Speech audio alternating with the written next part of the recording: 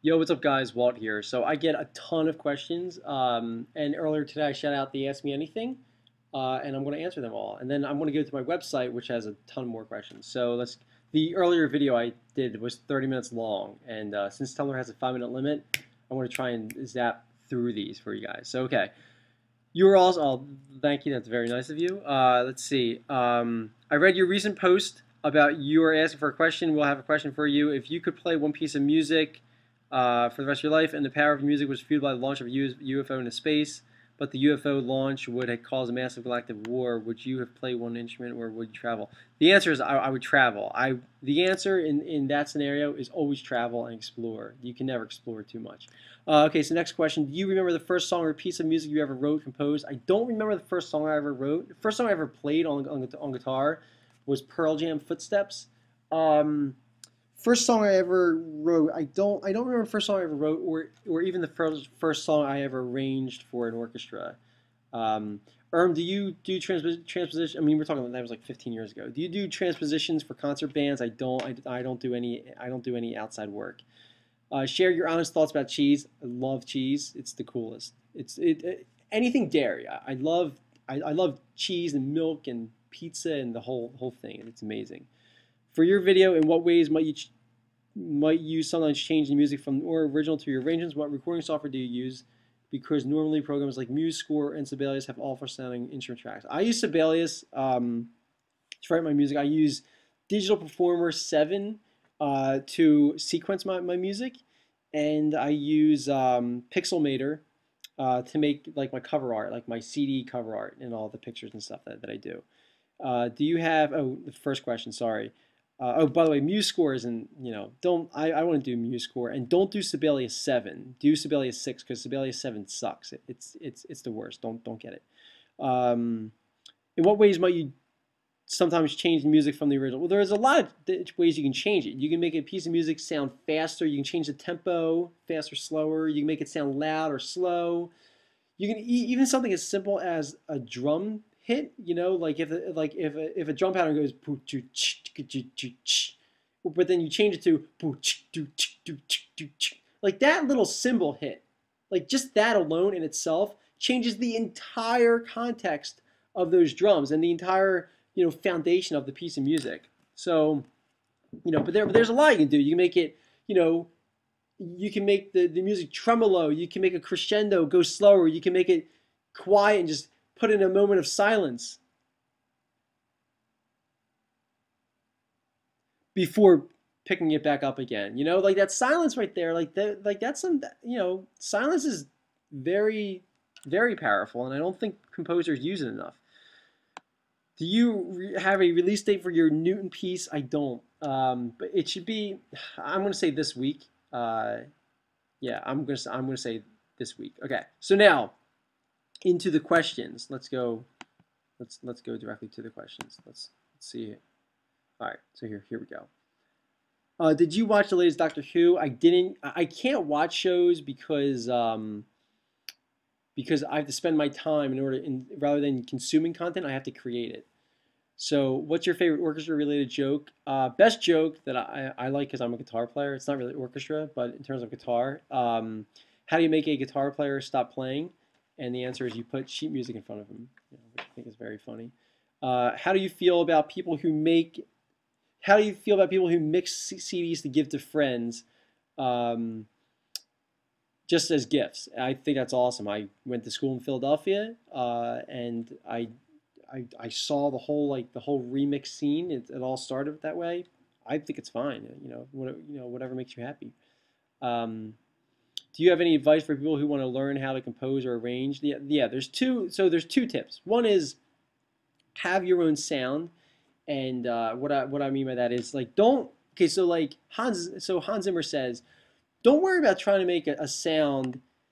Don't try to make it sound like Hans Zimmer, right? Because like only one person sounds like Hans Zimmer, and that's Hans Zimmer. So you can try and sound like him, but you're going to sound like a really bad version of him. So rather than trying to sound like the first Hans Zimmer or the next Hans Zimmer, you should sound like the first Walt Ribeiro or the first blah blah blah, or whatever. It's like you got to have your own identity, and so that's something that I've learned really hard to kind of carve my own sound.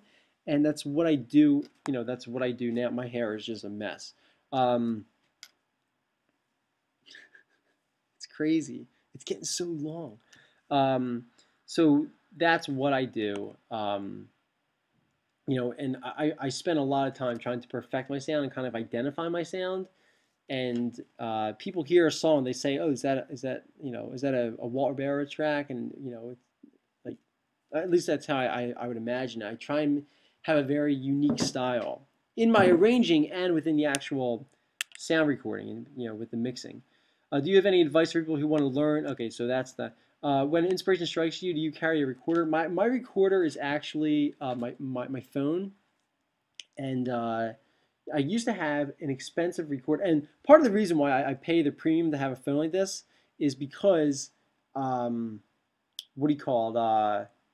Um, is because it has so many things that help my productivity level. You know, it helps me to record pieces or you know keep in touch with you guys on Tumblr and Twitter and all that stuff, which is important. This is as important to me as writing my music because this is my connection to you. You know, if I had, I used to about a year and a half ago. Before this, I had a crappy flip phone, and I really tried to budget to get this phone so I could do things like record on the fly with the voice app, or to, you know, do other things that help me a lot. But there's times when if inspiration strikes me or when a melody comes to me, I'll run to my phone, or if I don't have a phone on me, or if it's dead, I'll steal my friend's phone and I'll leave a voicemail. You know, I'll sing into my phone. In fact, let me play this. So here's a couple of voice memos.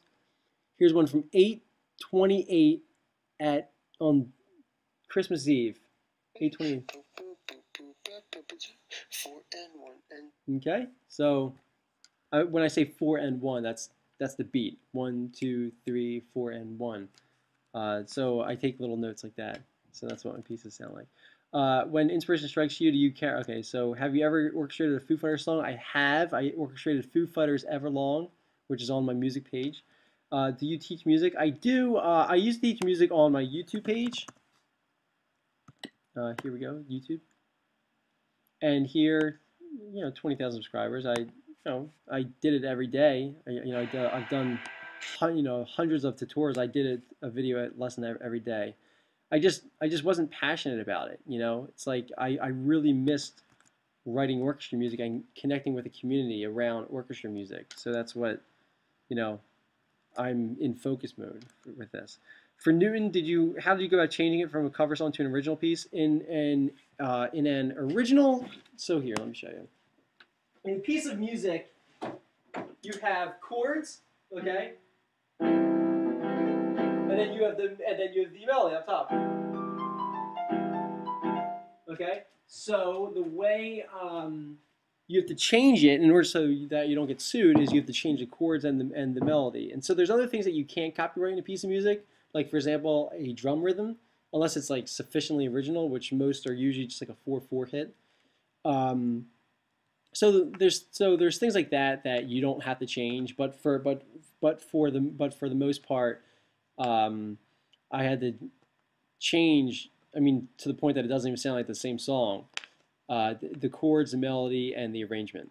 So go back to the next question. Okay, so do you like the rest of the orchestra like cats?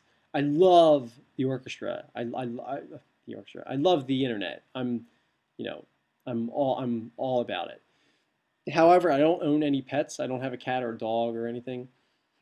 Although I am on Reddit all the time. Excuse me.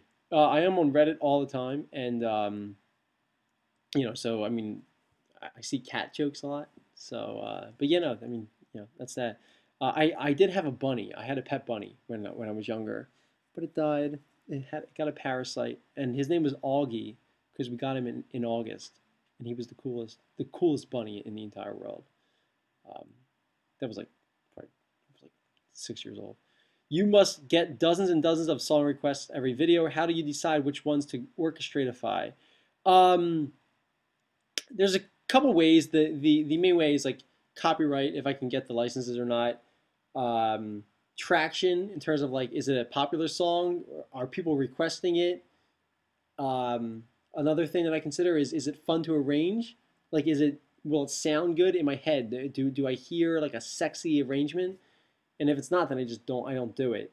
Sometimes it's, am I passionate about the song? Not so much like does it sound good, but like do I believe in the song or the artist or the purpose of the song? Other things I consider are, have I done the band before? Can I make a compilation album off it? Some things I consider too are song length. If a song is 7 minutes long, I won't do it, like Cascade, because it's a copyright issue where I can't license it and afford the royalties for it, because song length matters in terms of paying royalties. The longer the song, the more expensive it is, and it's a substantial expense, so it adds up. Okay, so next question. By the way, I like your word here, orchestratify. I think that's amazing. All right, so where do you work? What's a good quiet place for home recording? The best place is literally just in my room here. I'm not bothered by anything in the world. There's no, when I lived in Manhattan, when I was teaching those music lessons there on YouTube, I lived in Manhattan. But I don't do that anymore, and I don't live in Manhattan anymore. I'm now in Philadelphia. And the thing I like about this is that there's no cars outside. It's, there's nothing. There's no taxis, or there's nothing bothering me. I shut all my windows. I have my desktop here. Not my desktop. This is my laptop. I don't have a desktop. I just have my laptop here. I have my guitars here. Okay, I gotta do this. I got a couple. This is a very low tech operation here, but I have my guitars here. I got my piano over there. I got tons of sheet music right here. And that's it. I just get to work every day. I just wake up and I get excited every day. All right. So, let me see. What software do you use? I answered that earlier. What are your favorite instruments for each section to arrange, compose for? Favorite instrument period is clarinet. Favorite, if you want me to go down each section, for winds it would be clarinet by default. For brass, I would say the trombone because it's very percussive. I love the French horns. It'd be a very close second, if not number one. But trombones, they got kind of like this thick percussive sound at the very bottom of the register, which is just amazing. For strings, I would say viola, if not cello, but I would say viola. And then for percussion, I would say triangle. And the close second on that would be the vibraphones. But triangle, it's funny, if you hit a triangle at the correct moment, there's nothing like it. It's the most powerful thing in the world. It's the coolest. What got you into music? When you write music as a composer, it does very little, because the only people who can hear your music is you. And that's a problem, because people who don't know it's like being a screenwriter, right? And you want to say, well, I don't, it does me no good to just write movies. I want to see them come to life. I want to see them in the big screen, or I want to see that with a director and actors and cameras and the whole thing. Like, that's what I want. That's what gets me excited. And so that's how I feel, with the idea that I don't just want to write music. I wanted to start making it, in the sense of I wanted other people to hear it. So that's what got me involved with it. After I graduated college, I released a CD. It didn't work out well, but that's not the point. The point is that I learned MIDI in order to kind of make my pieces come alive, because orchestras don't play new music, and that's what I'm about. I'm about trying to change that. So that's what got me into it. The passion for change. Where do you, or else, I mean, hey, if they played new music, I would never have to learn MIDI. It's like it'd be easier for me. But whatever. Where do you do your work? Just at home here. Oh, we already went through this. I'm sorry. What's your favorite Disney movie? Aladdin. It's the best because it's so quirky and awesome. What's your favorite kind of pie? Apple pie. It's the best.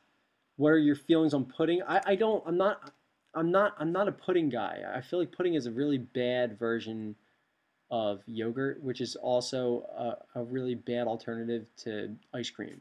And ice cream is the greatest. If there's cheese, like pizza and cheese, if that's like at the top of my food pyramid, which it is, then like ice cream is like right there below it. It's like ice cream is amazing.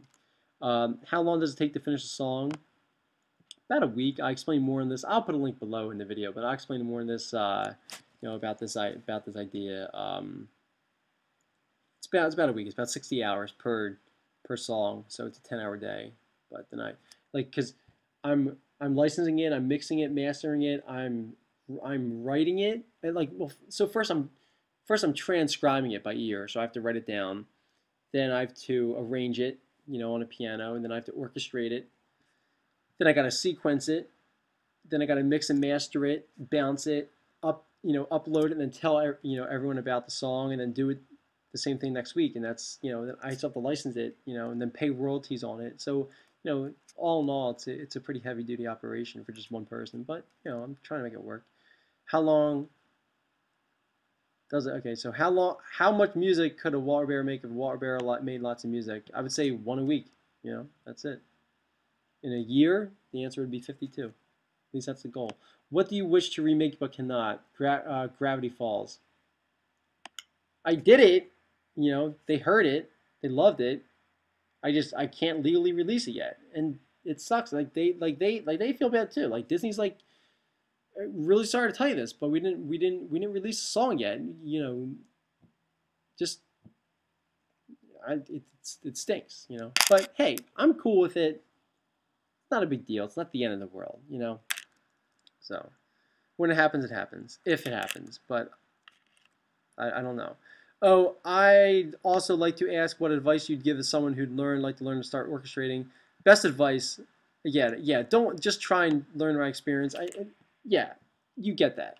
There's no question that's the best. That's the answer. But outside of having your own sound, I think a big answer too is also it's not a race, or it's not a sprint, it's a marathon. I think that's a big thing too, because I think that the thing that separates the best from the worst, whether it's composing music or being a film director or whatever it is that the most important thing is what I think in my head is that I feel like that we all start off on the same start line.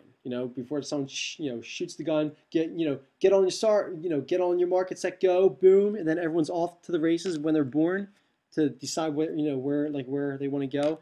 I think that the thing that separates one person from the next is that we're all the same level of talent, or no talent, but that the thing that separates us is that some people just stick with it every day, and so.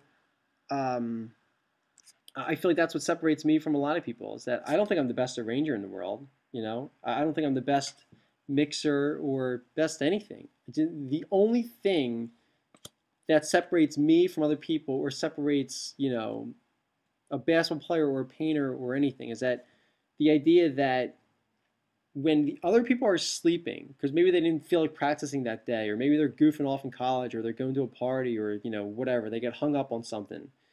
When they're resting, I'm working that next day. And they're resting the next day after that, and I'm working. So maybe they practice the next day, but I'm also practicing the next day. So if you were to zoom out on the big picture, maybe I'm like, going at this pace, and they go, I got to catch up. But they'll never catch up because you can't stop. It's like, that's why I do a song a week. It's because being comfortable is the worst thing you can do as an arranger, or just as a creator of anything. It's like, so that's my advice. If someone who wants to learn orchestrating or anything, don't worry about the orchestrating part of it. Worry about the idea that you have to do it every day. That's what separates, I think, people who are good from being great.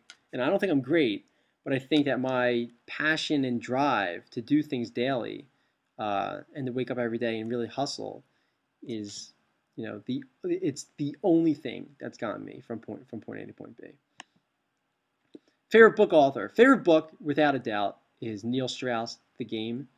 if you're reading the book, so here's the thing: is that if you're reading the book to to like go out on lots of dates or to try and hook up with a lot of people, then you're done. Then you've completely lost the concept of the book. The book is not about that. The purpose of the book is to become a better person. It's trying to get you out of your 10 by 10 hole in your cubicle and to make you start going kayaking and hiking and become more interesting and to understand social dynamics. When you start understanding that and understanding people, then things start happening to you. You start becoming more adventurous and you start feeling better about yourself in terms of a confidence level. And I think that's incredibly important. So if you want to be a better movie director or more social, just when you're going out, or a more interesting person, or a better orchestrator, I think learning social dynamics and specifically reading Neil Strauss's The Game is, without a doubt, of any more so than any marketing or orchestrating book or music production book or anything. The Game is the most important book you will ever read in your entire life. I think this is the same person who asked about cheese earlier, right? And what do you usually eat when composing? Water. I drink a ton of water. I also work out a lot though too, recently. So water and cheese. What was the hardest piece of music you ever did? I would say Beethoven and what was it? Beethoven's Fifth Symphony and Street Fighter's Guile's theme. Those, when I combined those, I think that was the most difficult because I had to take two pieces of music that had nothing to do with each other, different keys and everything, and then combine them, which was very difficult. But it was fun. It was a fun little study for me.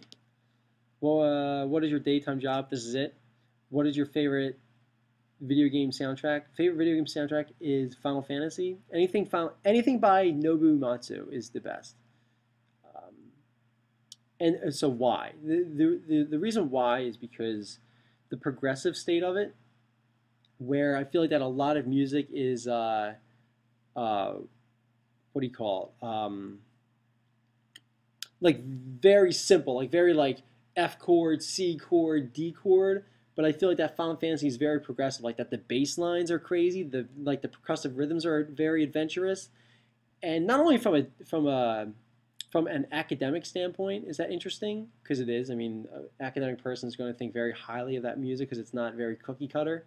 But just even from a layman's perspective, when you're playing that game and you're fighting a demon or something, and there's this progressive music playing in the background, like the whole thing, like dude, you're shitting bricks, and you got this music that's like just powering over you. It's crazy, and it's so beautifully written. And it's so well arranged. It's the coolest. It's the best music. It's awesome. I want to talk about this really quick. What is your daytime job? A lot of people, they tend to get secondary jobs to subsidize their passion. Like for me, like I would get a job at, I don't know, like a warehouse department, and then I would come home. And the 3 hours and 3 hours a night before I go to bed, I would work on my music. It's like I feel like that's a very kind of sticky situation. It's not not something I ever wanted to get involved with, because when you start doing that, you start to really kind of follow the money, and you start getting comfortable with that world. And I think that to not do that, not to fall for that trap, and to instead kind of take the financial hit, maybe only make $200 a month, but really try and make ends meet, and to slowly grow an idea is way more important. I mean, there's a lot of sacrifices that I make. I don't date. I don't have a car. I don't have much of anything. The clothes I have really suck. Just I don't know. I have room for like room for like little like music wall things and a crappy piano that costs like, I don't know. I've had a piano since I was like 12. That's it. So what's your favorite I'm arranging music so don't bother me snack? Water. The answer to anything is always water. Your orchestrations are magnificent, and thank you. I appreciate that, David.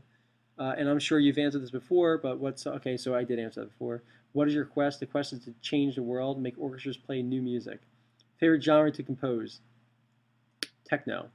Although I did want to do Swedish House Mafia recently, and the reason why I didn't is because they had a lot of unpitched lyrics. Yeah, I would do more hip hop in a second, but I can't because it's when something's not pitched, it doesn't translate to a pitched instrument like a violin or something. But basically anything with a heavy beat, whether it's dubstep or techno or hip hop or something, those are usually my favorite. My least favorite is like syncopated stuff. So country music tends to not really do it for me, not because of country music, but because of the syncopated rhythms. Syncopated meaning like very kind of like intricate, very complex. Not the music, but just the rhythms. So instead of like 1, 2, 3, 4, 1, 2, 3, 4, something that's syncopated would be like 1 ta ta ta ta ta ta ta ta ta ta, like something not complex, but just very syncopated, very you know, what's the word? I guess syncopated, right? I mean, that's I can't think of anything different than that word. Okay, so last 2 questions. One of my favorite questions, on a scale of 1 to 10, what is your favorite color? I would say 2, but I would say my favorite color is purple. It's my favorite color. Also, what look is your goal endpoint for your hair? My goal is so my goal is for my hair to be really long, like down to here. I had it down here years ago, but then I had to cut it. Not had to, but I cut it and I donated it to cancer. And I had a mohawk for a couple of years, and I want to grow back down long again. And I'm almost there, but I just want to. So the goal is to rock it out long again, and then to to donate it after that. After I rock it for like another year or 2. So I don't know. That's the goal. So that's it. So I hope you guys are well. Any other questions? I know this video was long, but any other questions, let me know, and I'll get to them as soon as possible. So that's it. I think something like this might work better with a Reddit AMA, but we'll see. This was kind of like a very trial and error thing, so we'll see if this works. But this was fun. I hope you guys are well, and I'll see you back here soon. Peace. My hair looks crazy.